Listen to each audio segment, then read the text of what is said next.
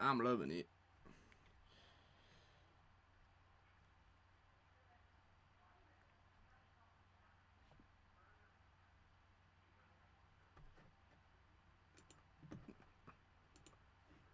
Hello, everybody.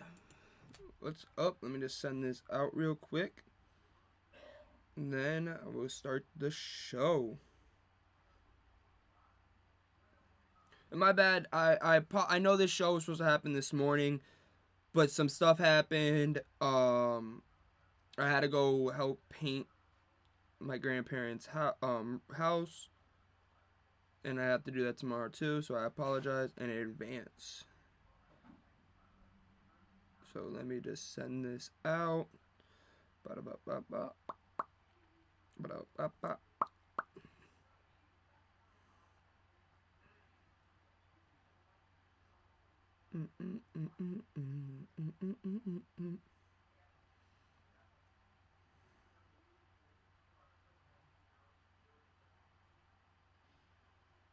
Talk about it, talk about it, talk about it.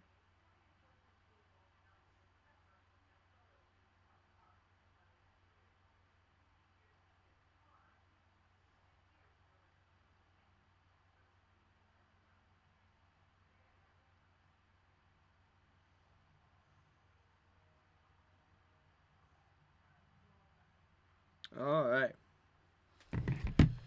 Yes, my shirt is not backwards, but Kentucky lost to Georgia, so I'm putting it backwards. Sorry. And I rep the KBM. You know what I mean?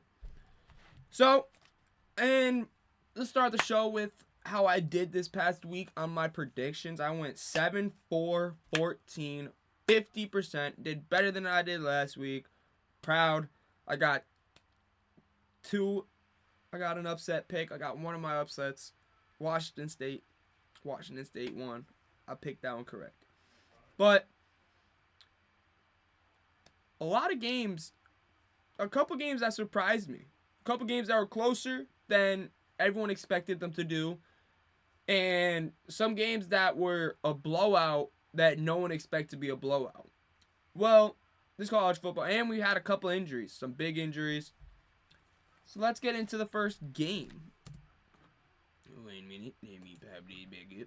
And boop. Okay. That's good. Whoop, whoop, whoop, whoop. Things are pressed, getting pressed. Alright, you guys. So, we start off with Kansas State dominating Arizona on Friday night. I didn't really see this game. I was out of town. I was at a baseball game watching a team get destroyed. It was pretty much like this game.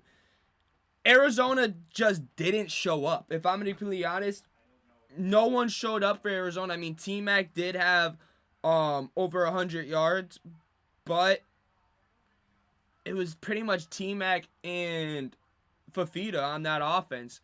Fafita had an interception. But K-State just slowed down that whole offense. You could tell from the beginning that, from what I've seen, the replays and all that stuff, that Arizona could not get into a flow. The first drive, they went down the field. It looked amazing. But then, after that, Kansas State defense just turned it up. We saw, and it ended the longest streak in college football for winning. Arizona had 9 entering that. And it was a great bounce-back performance for Kansas State after they looked not so good against Tulane the past week. Very disappointed in the way Arizona played. I had much higher expectations for Arizona, but I got to say this. I feel like Fisk, I can never say his name. He went to Washington, I believe. Losing him seems like it's hurting them a lot more than everyone expected to. They lost a lot more than people are talking about, and it showed in this game. They played a real team, and it showed. A lot of their flaws showed, and I hate saying that because I had a lot of hope in Arizona this year. I had them being a sleeper to be in the playoffs, but after that performance against Kansas State, who in my opinion is a good team is a good team, but not a great team. I just was very disappointed in Arizona, and Avery Johnson ran all over him. He had 156 yards passing, 2 touchdowns, and had 110 on the ground. Just Kansas State was doing whatever they wanted to do with them. Good win for Kansas State. They go to 3-0, and it gives Arizona their first loss of the year. See how Arizona can bounce back now. Just see how they answer. I do not know who they play next. I didn't write that down. This is the first 2 games I didn't write down. I apologize. I don't know who they're playing. Now next we got a game that surprised a lot of people, and I don't know how in the hell this was even close. If I'm gonna be completely honest with everybody, I don't know. I don't know. Is Georgia's offense not that good this year? Is Georgia's offense, because what they did against Clemson showed something totally different than what we saw against this Kentucky team. I never expected, this wasn't even on the show, the preview show. This was not a game that I expected to be good. Only person that predicted this to be a good game was my father. So shout out to my father. He was the only person that predicted this, that said this was going to be a good game. I laughed at it, and it was a great game. 6 total fumbles combined for both teams. It was a sloppy game, if we're going to be completely honest. And why did I just flip my book? I didn't mean to do that. It's my notes. I'll have to turn the page and all that stuff and make it more challenging. But it was non-offensive. It was a defensive battle. If you like defensive football, go rewatch this game. It's on YouTube, I bet you. Go rewatch this game after this show. It was a great game for Kentucky. Kentucky surprised a lot of people, especially the performance that Kentucky had against South Carolina. They lost 31-6 the week before, got dominated, and then they bounced back, and against the number 1 team or former number 1 team, they do that. They didn't get a touchdown, but they won the hearts of America. They won the nation over. There was only 1 touchdown, and it was by Georgia, and it was for them to take a 13-12 lead. It was. I thought after Georgia scored, Georgia was going to start running away with it, but Kentucky kept fighting. Kept fighting. I thought the second half that Georgia was going to come out and do what they did against Clemson the second half. But they didn't. Kentucky balled out, and I'm so sad that Kentucky couldn't have done it. Kentucky's running back, Demi, I wasn't going to attempt to say his two last names. He had 98 yards. His long was 12 yards and 22 carries. Trevor Etienne had 19 carries, had 79 yards, and his long was 17. The longest play of the game was 17 yards. Vandergraff and Beck both struggled. Vandergraff threw for 51, had completion rate of 51%, and Beck had a completion rate of 62%. Both lows of the season for both. It was just a bad game if you're a Georgia fan. Georgia now fallen, going into this week, Georgia's fell. Because the show is it's a day late, so AP polls dropped. It was just a bad performance for Georgia. Showed that their offense isn't as good as people think, which could come down in the future if they can't get that going. I'm interested to see how Georgia's offense regroups, because they get a bye week this upcoming week, and then they go and play Bama. And Bama, oh by golly, do they look good. Interested to see how Georgia's offense can bounce back from this. Not their defense. I'm not worried about Georgia's defense. Georgia's defense I know is good. We all know Georgia's defense is good. But now I have a lot of concerns going on with this offense. Is Beck the answer? Beck's supposedly going to be the number 1 pick. But is Beck the answer? Is he? Is he? I know that's a hot take. I know these are hot takes. But is Beck the answer? Because these are all the questions you got to ask now after that performance. There was no offense. None. No offense by Georgia. Yeah, they got a touchdown, but they looked like they were playing against like an Alabama or a Texas out there, the Iowa defense. Like they looked like they were playing against a God squad. But it was Kentucky who just came off of a loss to South Carolina 31-6 the week before. Like, I'm still in shock that Georgia came down and Kentucky came down to a 1-point game. I just still can't believe that when it shouldn't have even been that damn close at all. Not even close. Next we got Texas. They handled their business, but we have some talking to do about Texas. Quentin Ewers is out with a abdomen strain. Okay? Arch Manning stepped up and performed. I know UTSA is not that this year. They're not good. Next week they got University of Louisiana Monroe. So I know that's not another challenge for Arch Manning, but by God, does Archie Manning got wheels? Something that you have not seen from a Manning. You haven't. Wasn't Cooper the only one that could run, which is his father? If I'm correct. I could be wrong on that. But, wow. He can run. We all know he can throw. We all know he has it. We all know Arch Manning is going to be the next great Manning. We all know that. He's learning from Sarkisian. He sat back. He's learning from Quinn Ewers. But a 67-yard long run for him? I know it's UTSA. It's not an LSU. It's not a Bama. It's not Oklahoma. I know that. But the potential that he showed in this game, if I'm a Texas fan, I am psyched. You get Quinn Ewers for 2 years, and then, or for 2 to 3 years, and then you get Archie or Arch. Oh yeah, I would be psyched if I was a Texas fan. Oh yeah, it's just they looked amazing. They blew out UTSA by a lot. I didn't even have to write the score down. Just know that it was a lot. Arch Manning had 323 yards. He was 9 for 12. Had 4 touchdowns and had 1 rushing touchdown. So that means he had 5 total touchdowns. He handled his business. UTSA plays against Houston Christian next. Hopefully they can get their season, try to get back on the rails after losing 2 blowouts. First, they lost last week to Texas State by, I think it was 38-6. And now they lost to Texas by a blowout. So hopefully UTSA can bounce back with a nice victory over Houston Christian, who is not really good.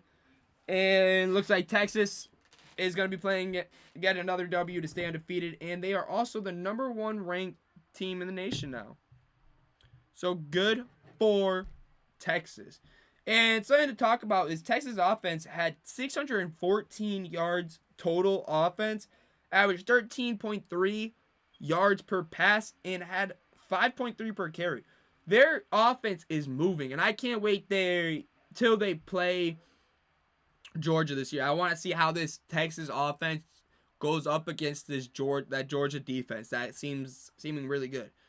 Because both are their strong suits. We all know Georgia don't got offense like that proved. Like they don't really score over 40. Texas has the explosive offense, and I'm interested to see how Texas will do against a great defense. I really want to see that.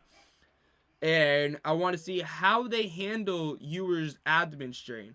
I don't think Ewers is going to play in this next game versus UNL Monroe. Probably not. It's probably going to be Archie, and they'll probably destroy them.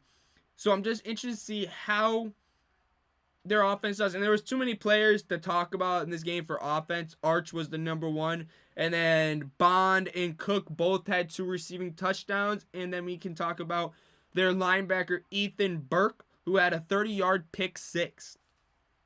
Then we got Bama versus Wisconsin. Like I said, this was going to be a blowout. I predicted that. But I have to say this.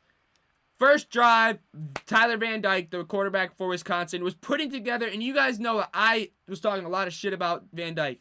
And I still will. I still don't think he was a great quarterback, but I do feel bad for him. first drive was putting together a decent drive. Not a great drive, but a decent drive. Was hitting his guys. I'm not saying they were going to win it, but he went down with a non-contact, torn full ACL. He's out for the rest of the season. If I'm being completely honest, that is Wisconsin's season, because what I saw from Wisconsin backup was not good. I think it's Locke, Locke, and he didn't look good. He looked scared. I know that's against Bama. I would be scared too if I had to get under center and look over and I see Bama's defense. I would be scared too. But huge loss for Wisconsin. That could really I think that puts a pin in their season. If I'm being completely honest, I don't see them being a contender no more in the Big Ten.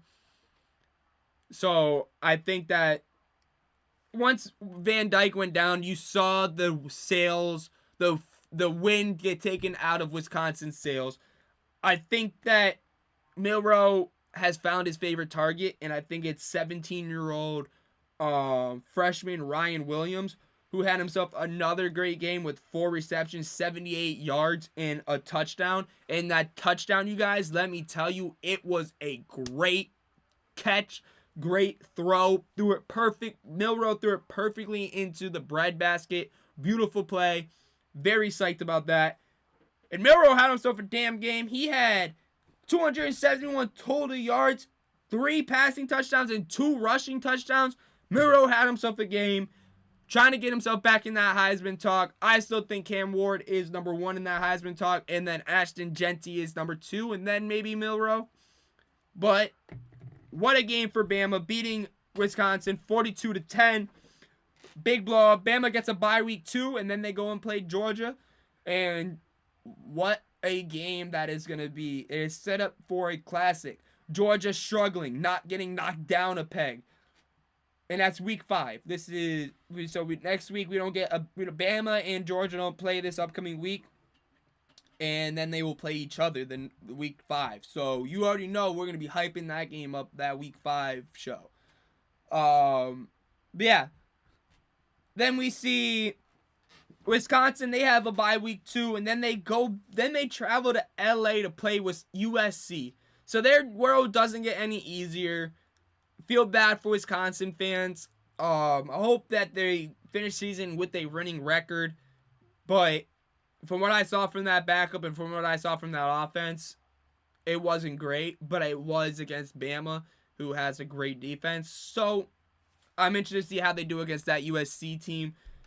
That's the game I'm looking forward to. Week 5. Week 5, we got a lot of matchups. Week 4, we do have 2. Make sure to tune in Thursday.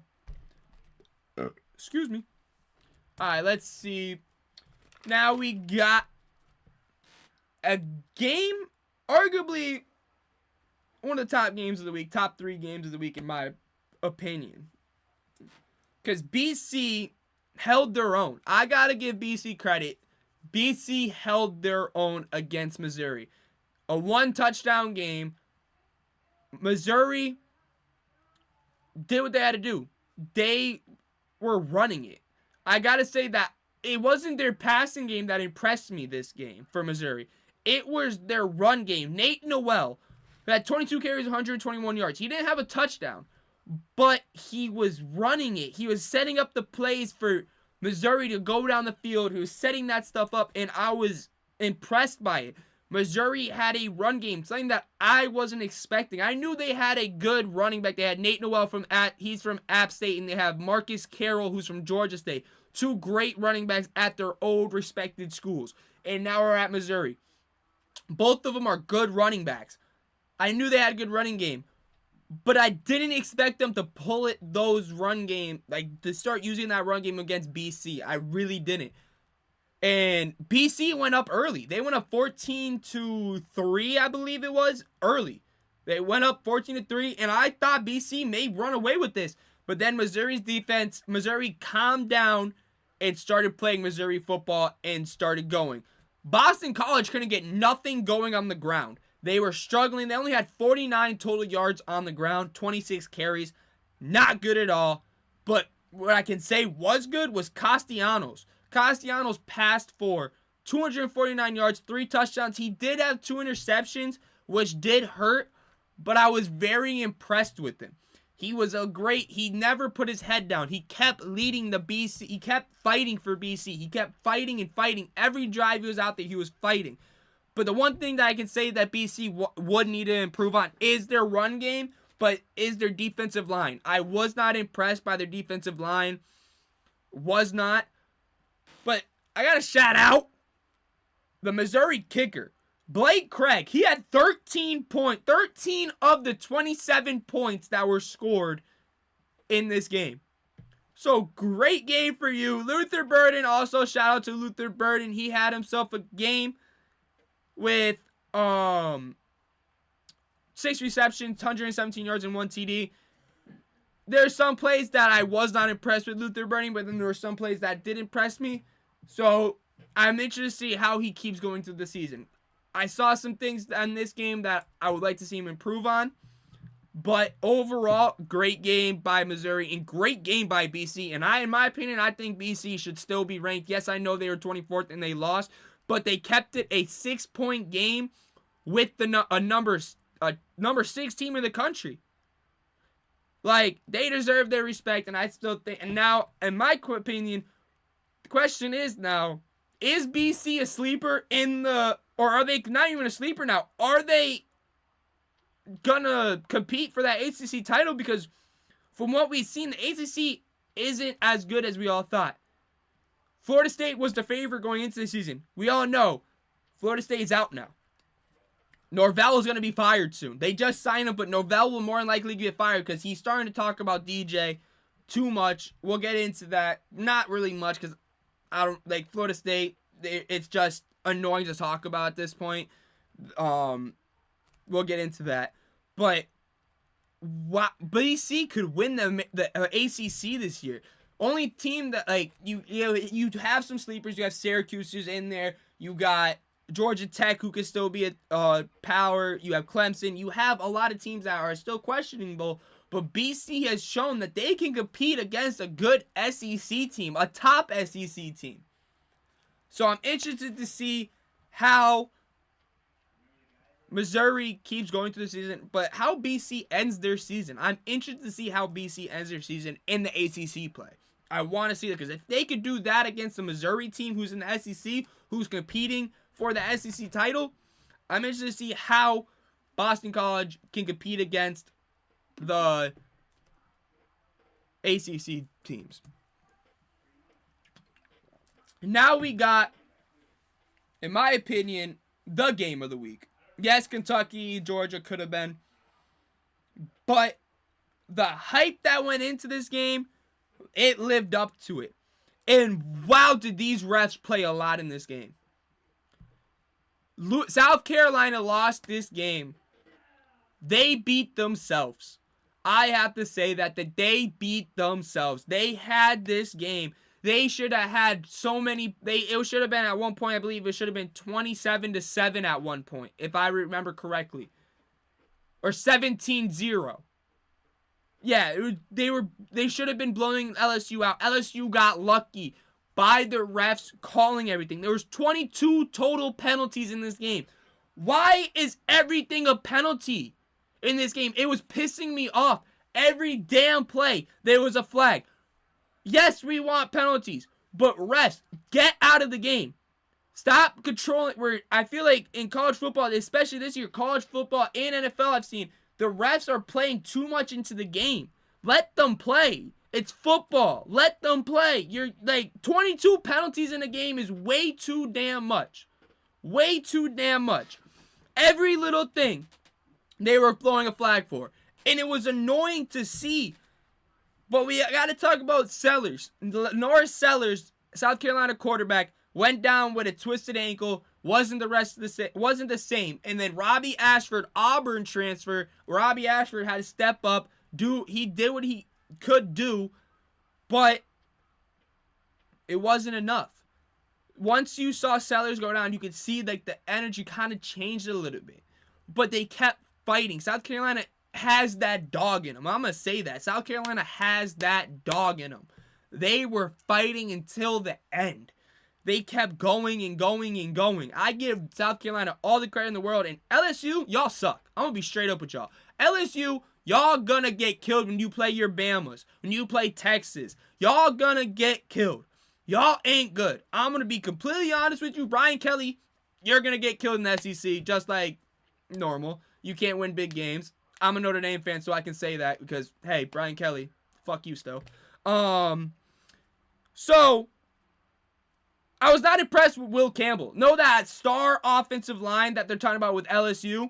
LSU's Will Campbell is going to be this next star. I was not impressed. He was getting beat. He was getting beat on moves by Dylan Stewart. He had no tackles. He had a fumble recovery. Dylan Stewart, he had no tackles, but he was getting pressure. He was setting up opportunities for a player that I got to say is someone to watch for. Kyle Kennard. He's an edge rusher. He had 3 total tackles. He had 1.5 sacks.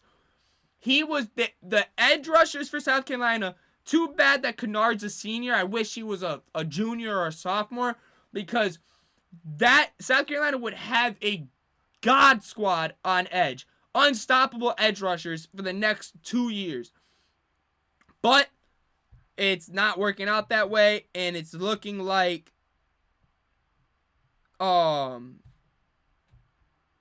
they're not going to. Because Kennard, he had himself a game. They were I gotta say, South Carolina impressed me. They really did. They were impressive. I gotta say, the one player that did impress me, though, the 2 players that impressed me for LSU were defensive end Braden Swinson, who had 5 total tackles, 3 sacks, 1 forced fumble, and then 1 fumble recovery. So he had himself a dang game. Great games right there. Then the difference maker that helped LSU take this game back and take this game over was Caden Durham was the difference. He had only 11 carries, but he had all 11 carries. Every single run he fought hard for. He kept powering his legs forward. Little steps, power steps. He wouldn't go down. South Carolina couldn't tackle this guy. Yes, he only had 98 yards, but every single one of those yards was hard earned. They better have given him the game ball, LSU. They gave it to anybody else. They gave it to Nussmer, whatever that quarterback is that is overrated. They keep hyping up like he's going to be the next Joe Burrow at LSU, but we all know damn well he's not going to be because LSU is so overrated it's not even funny. So, but I got to give credit to where credit is due. In Durham, I got to say, LSU, you got yourself a great running back right there that stepped up when everyone's been questioning who's going to be the next big running back to come out of LSU. And I think it's going to be Caden Durham. He was wow. I was more than impressed by him. But let's shout out to the Rocket in South Carolina. Raheem the Rocket Sanders had 19 carries and had one of the best runs to take the lead back.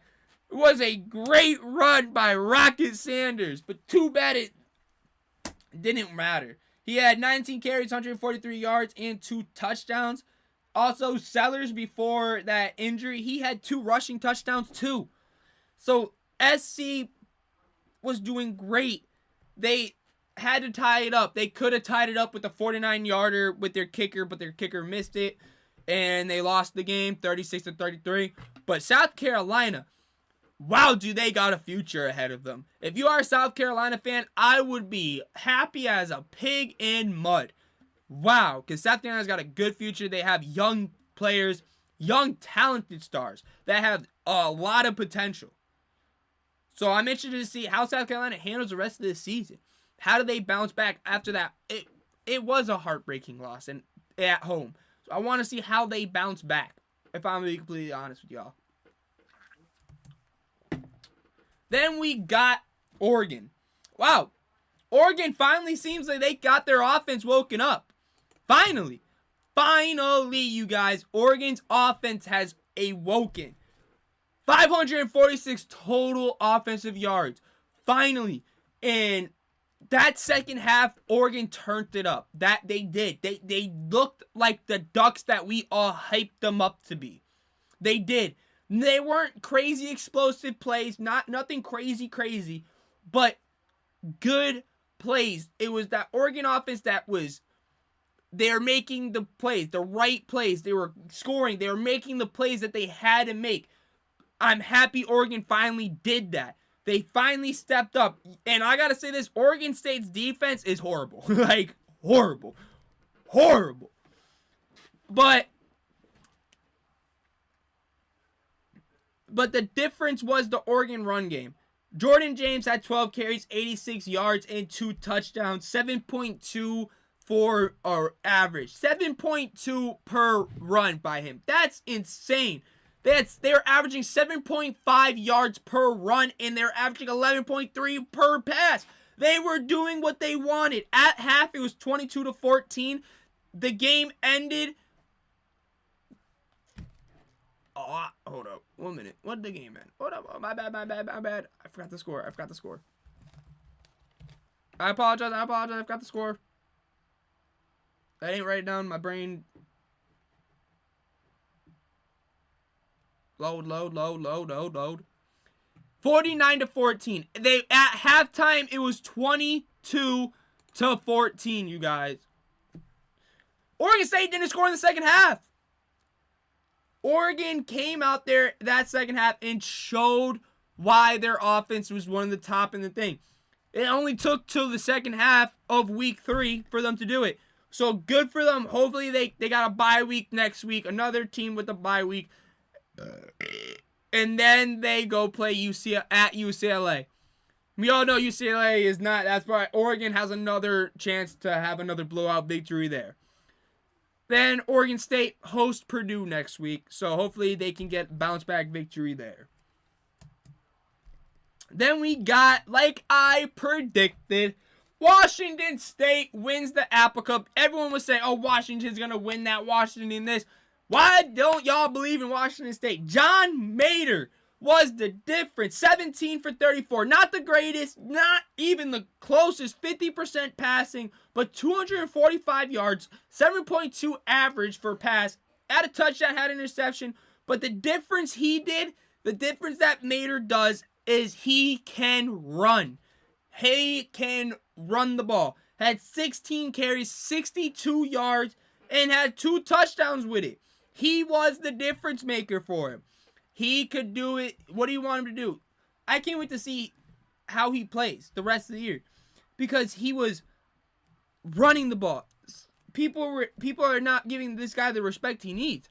Put some respect on Mater's name in Washington State. He's the next Gardner Minshew to come out of there. Trust me on this one. Watch his name in the future. And we got to talk about Washington State's edge rusher, Andrew Edson, who had 7 tackles, 1 sack, and had 3 tackles for a loss. He had himself a damn game. And Washington quarterback Will Rogers had his worst completion. This is where you got his worst completion game, and it was 74.2%. That was his worst. But he had his most yards that he had in the season. So he had himself a great game. He had 314 yards on 74.2%. That's great completion rating. Good for Will Rogers. His favorite receiver was Gills Jackson, who had 8 receptions, 162 yards, and a touchdown, averaging 20.3 per catch. And then we got to talk about it. Let me see if it did pop up. Yep, it did. Okay. Alright, I'm going to make this one short and sweet because there's nothing really much more to talk about with Florida State. But they need to sit DJ. It's time. And people keep saying, oh, there's 21 other players that are playing and this and that. No. From what I saw, DJ, I could do better than DJ. And I can't even see over the damn O-line, okay? Let's not talk about Florida State. We know what their problem is. It starts with their quarterback, and soon it's going to start going with their coaching. If I'm completely honest, with their coaching and their quarterback. They need to fix it. or Norvell's going to be fired, okay? Because the boosters ain't going to be happy with this 0-3 start. They're out of the playoffs. Now they're arguably out of the New Year's Six Bowls too. They're playing their way out of out of talks. The committee is not going to respect Florida State for a long time. They know they should be 3-0. But they're not. It's just not there. Memphis didn't do anything spectacular. They beat them 20-12. Memphis did nothing spectacular for them to win this game. DJ had a whole drive, had a whole minute or 2 minutes, I think it was, to drive down the field. And you know what he did? He got sacked 3 times. That's just Florida State. Figure it out. Norvell, if you gotta sit DJ, sit his ass. Or you don't got the balls to sit him because you're paying him all that money. Yeah, I said it, Norvell. Your ass is about to be out of there. It don't matter how much they signed you for. You're not doing what they need you to do. All that hype, all that complaining that you did last year for not making the playoff, and this is how you back it up, Norvell? This is how you back it up? Come on. I need to see better from Florida State. I expected so much better from you guys. You lost to Memphis? Yes, Memphis is a good group of 5 team. They are. But you guys, the Florida State should be beating them 40-10. This ain't the Florida State that we all know. Where was this last year? 13-0. And 1. Can't forget that loss in the bowl game. But in the regular season, undefeated. And now you guys are about to go 0-14. You guys, this is bad. Norvell, grow a pair and sit him down. At least Leonard from Notre Dame did something with his legs. DJ's not doing nothing with his legs, but getting grass stains on him. He just needs Norvell, grow a pair and sit DJ, and that's how you'll win games. Because it's shown that DJ can't win football games. It showed at Oregon State. It showed at Clemson that it's the team around him that he relies on. And Florida State this year, they put the team on his back, and it's showing that it's not doing nothing. He relies on everyone around him but himself. He needs to take over games, and he can't take over games. He can't be the leader that they need him to be. So sit his ass. He's not good. Thank you. I knew you would like that one. It's sit his ass. It's I'm done with it. I'm not watching another Florida State game until DJ sat. It's embarrassing because it's a historical program. It's such a great history. Deion Sanders is coaching Colorado, and they have a better record than Florida State right now. That's embarrassing. That is embarrassing, Florida State. I need better from you guys. I do. Because sooner than later, they're going to, knowing the boost, from what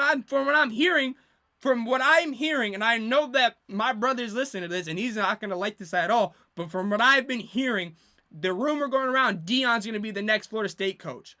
I've been hearing that. That's something that I've been hearing this past week, and I don't want that. No. But let's move on from that. I'm going to leave you guys with that one just so you guys can sit in awe with that, because I've heard that. I've heard that from 2 experts on TV so far that there's a rumor going around that he's going to Florida State. Nope. I would take Norvell over him. All right, then we got Georgia State. Damn it, Vanderbilt. Damn it. You could have been 3-0. 3-0, Vanderbilt. You could have been doing it. Vanderbilt, come on. I had faith in you. But shout out Dorian Royale. He's a defensive lineman from Georgia State. Check out the interview with him. I did with him. Great guy. And happy for him he got the win. But damn, Vanderbilt, I wanted y'all to win this. Georgia State wide receiver Ted Hurst gets the game ball for KBM game ball. He had 7 receptions, 128 yards, and 18.3 average, and he had 2 touchdowns. 2 touchdowns. Georgia State went down into Vanderbilt and gave Vanderbilt their first loss of the season. Yes, you guys heard me that correctly. First First loss of the season. Ain't no one expect Vanderbilt to be 2-1 right now. Hopefully Vanderbilt can continue, but they're soon going to be starting their SEC play, and we all know what that means. If Vanderbilt was in like the Big 12, I think Vanderbilt could be a solid 6-6 team this year. If I'm being completely honest, I think Vanderbilt could be a solid 6-6 team, maybe a 7-5 team if they played in another conference, like the Big 12 or Vanderbilt. Join the Pac-6. Join it. Let's start a petition for Vanderbilt to join the Pac-6. We should do that. Like, that would be all. I think Vanderbilt would do pretty damn good in that division or that conference. I think so. I think we should start a damn thing. A petition for them to get there. But yeah, so Georgia State, great win for them. They go 2-1 now on the year, and Vanderbilt is also 2-1. Then we got Caleb Johnson for Iowa. What a game for Iowa. Running back Caleb Johnson. If it wasn't for him, then I'm not gonna lie to you, Iowa would have lost this game and lost back-to-back weeks. They were down 14-10 at one point in the first half, but then they started turning it on and they realized that they were playing Troy, who has not won a game and honestly aren't good this year, which kind of, I thought they would have been a 500 team, but from what I'm looking at Troy, they will not be. But Caleb Johnson had himself a game, 25 carries, 173 yards, and 2 touchdowns. Iowa. Wow. At least Iowa got 38 points in this game. It was 38-21 the final score. I can't believe Iowa's defense allowed 21 points to Troy. I'm still caught off guard by that. That 28 or 21 points they allowed Troy to score. That's just not Iowa football. Troy's offense is not that good for them to score 21 points at all. So interesting to see there. Jeremiah Harris for Iowa had a 28-yard pick six, so shout out to him. And the player of the game for Troy should have been Devontae Ross, who had 5 receptions, 142 yards, and 2 touchdowns. He had 2 of the 3 touchdowns scored by Troy, so good for him. Then we got the backyard brawl, and my God, was it a brawl. It was a great game. Very great game. And Eli Holston from Alabama stepped up, showed everyone that he came to play. He came to play. So good for him. Desmond Reed, the running back for Pitt, has had himself a game. And wait a minute. Did I mess up? Yeah, I messed up. Okay, so my bad. Now, next game is UCF TCU. I apologize. But yeah, West Virginia. I thought West Virginia had this game. Most people turned the game off. And most people thought this game was over. West Virginia was going to win 34-31. But no, Pitt didn't give up. They kept fighting and fighting and fighting. So now, could the ACC come down to Pittsburgh and Boston College? Could that be the top 2 teams in the ACC this year? Could that be? I mean, we still got Clemson. We still got Georgia Tech. We still got Syracuse to talk about. We still got Louisville. There's still a lot of teams in the ACC. But, wow. For the 2 teams that impressed me the most in the ACC this year have been Pitt and Boston College, if I'm being completely honest. But Pitt got the win. West Virginia had 5 total sacks and had 11 tackles for a loss. Pitt only had 2 sacks and 7 tackles for a loss. But the difference was that Pitt's DBs stepped up and kept deflecting the balls. They had pass deflection, pause on what I said before that. Pass deflection. They had 6 total pass deflection. Great game by Pitt. They never gave up. They kept fighting and fighting and fighting and fighting. And it was a great victory, great team victory for Pittsburgh. I can't wait to see what they do the rest of the year. West Virginia, you're now 1-2. I believe they play. I have it written down. 1 minute. They play Kansas. So 2 teams that gotta show what they can do. Because Kansas, they lost to UNLV. Jalen Daniels, I don't know where he went. That star that we seen, he ain't there no more. There you go. But yeah, Kansas in West Virginia next week. That's going to be a good game. And I think Pitt may have a bye. I could be wrong, but I think Pitt may have a... No. I think Pitt plays Youngstown State. If I could be wrong. They either have a bye or they play Youngstown State. Either way, I'm still impressed with Pitt. Now we got another heartbreaker for TCU. Like, I'm sorry that I'm laughing at it, but wow. Just wow. 28-7, TCU led, you guys. 28-7. And they lost 35-34. TCU only scored 13 points in the second half. It was very embarrassing. Very, very, very embarrassing for TCU. Yeah, that was... Excuse me, I apologize. TCU quarterback Josh Hoover had 402 yards. I mean, son, if you're a TCU fan, here's the two things you can take out of this. Your quarterback performed good. 402 yards. Good stat line. 4 touchdowns. His best wide receiver, Jake Betch, had 9 receptions, 200 yards, 1 touchdown. Great game for both of them. But your defense couldn't get no turnovers and couldn't get any sacks. That's something that they got to improve on. But neither team had a sack or a turnover. So it was an offensive game. RJ Hoover, or Harvey, was the difference maker. It wasn't KJ Jefferson, Yeah, KJ Jefferson, or whatever the hell the Arkansas old quarterback is that's been in the league, been in college for at least since the time I was a freshman in high school.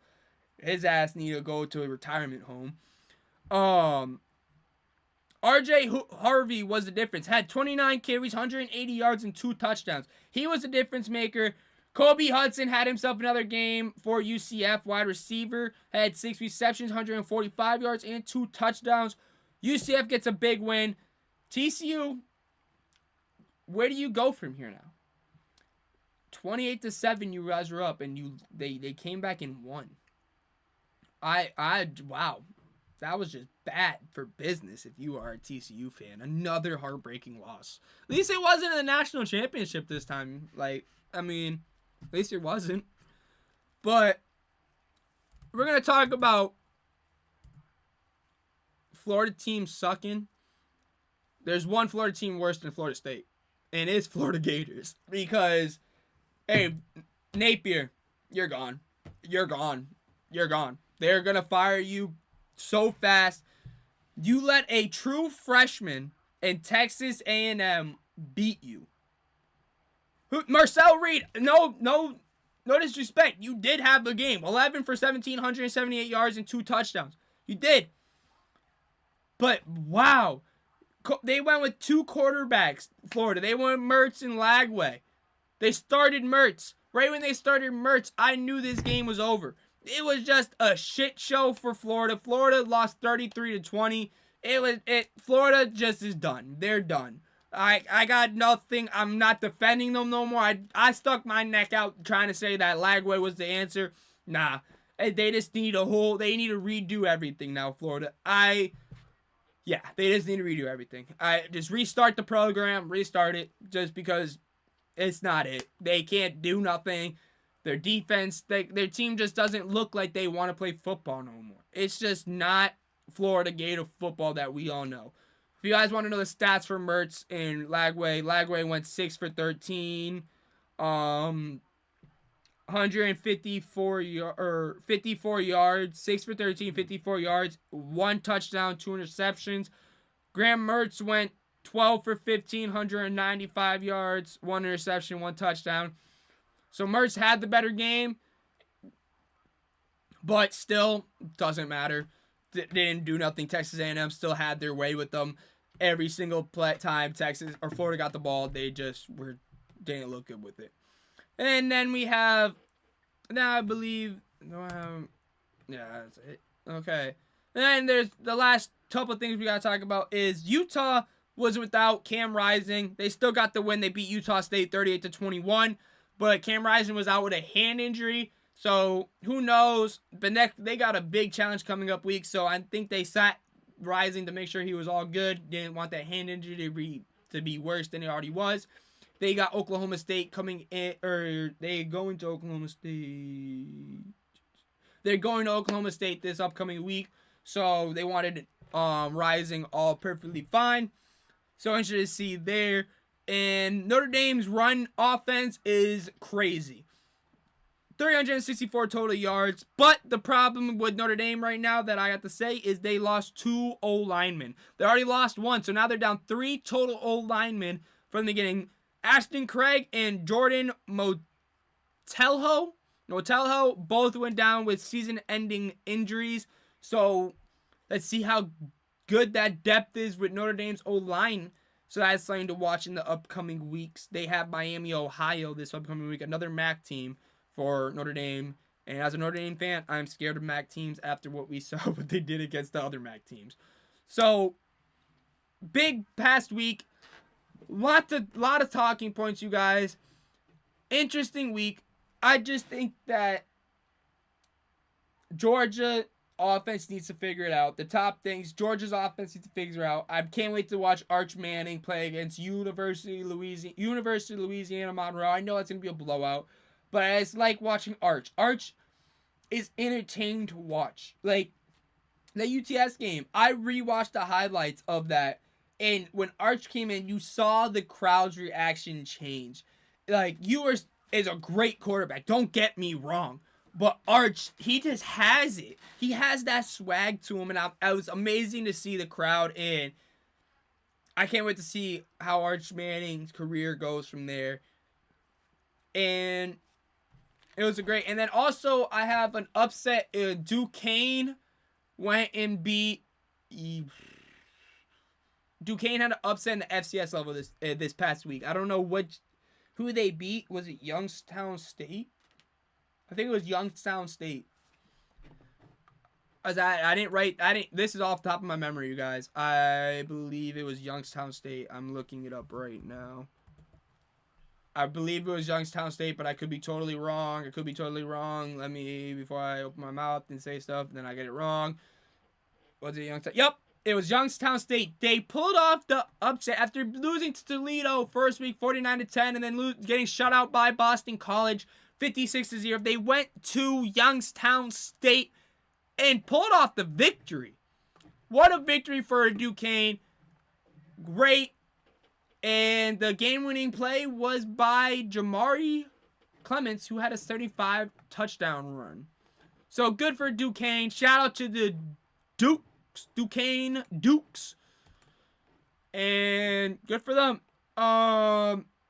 We will be back. I will be back Thursday afternoon around probably 4 o'clock to go live for the preview show of the week of week 4. We have a lot of great matchups this upcoming week, and I'll take a look at the week 4 poll, or I may do AP poll, so I may make a video out of it.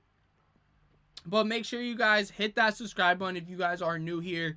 I got a college football podcast, which is this, 2 times a week, a recap show and a preview show. And may add some stuff, may add another show during the week, but go live at least 2 times a week. So make sure you guys hit that subscribe button and join the KBM Sports Talk family. And until next time, see ya!